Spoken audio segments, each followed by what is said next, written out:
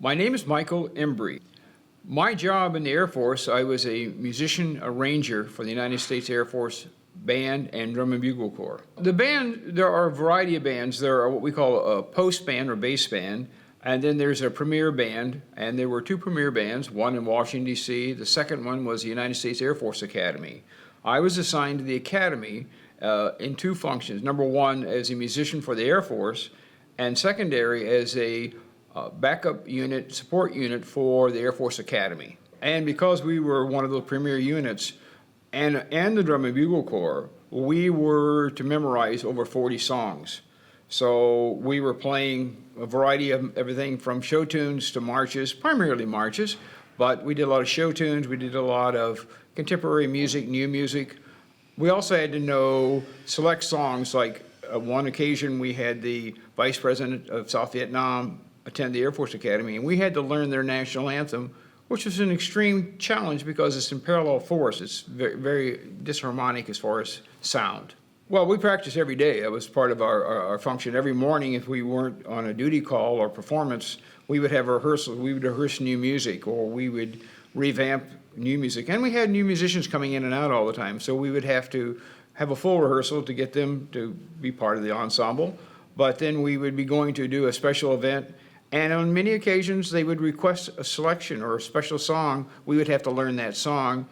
And most of the players in the premier bands were all first chair players that were able to pick up songs. I mean, it's unusual that we couldn't have a song memorized within 2 days. When I was 12 years old as a trumpet player and continued on through high school, and then was an opportunity to go to Illinois on a trumpet scholarship.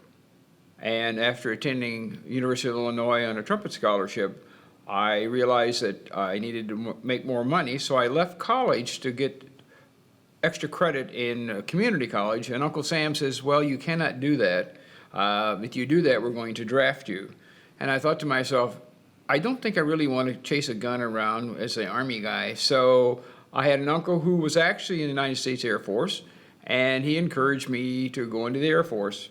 The Air Force and the Marines are the only two military groups that have a drum and bugle corps, and I had both experience as a band and a drum and bugle corps, and so I had really not much option. I would be the Air Force or the United States Marines.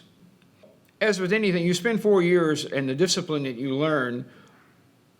When I first went to college, I took it somewhat serious, but not as serious. I became very serious after I got out of the military and realized how important education was. So I, not only finished my bachelor's, but my master's degree on the GI Bill, and I took it a lot more serious. So it made you more involved, it made you more attentive to what life was about and how hard it was, especially when you had to make your own way. Well, I'm involved as a veteran with the local. I'm actually part of 5 veteran ensembles. I'm a member of the American Legion, 40 and 8, AMVETS, Bugles Across America, and Taps for Veterans. And these groups are still supportive of veteran groups. We work with veterans, we assist veterans.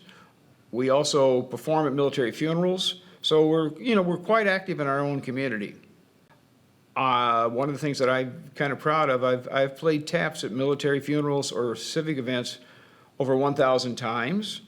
I was invited to the American Cemetery in Normandy, France to play taps. And most humbling experience as an adult, to stand on a podium and play taps for over 10,000 graves.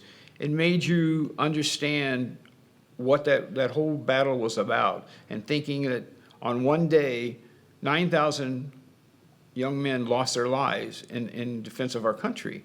So it gives you a different perspective when you do that, but it also makes people aware that we are giving back. We take care of each other.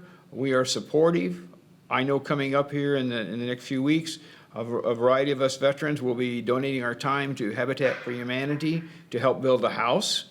So we do give back to our community in a variety of ways, but it is the camaraderie, the respect.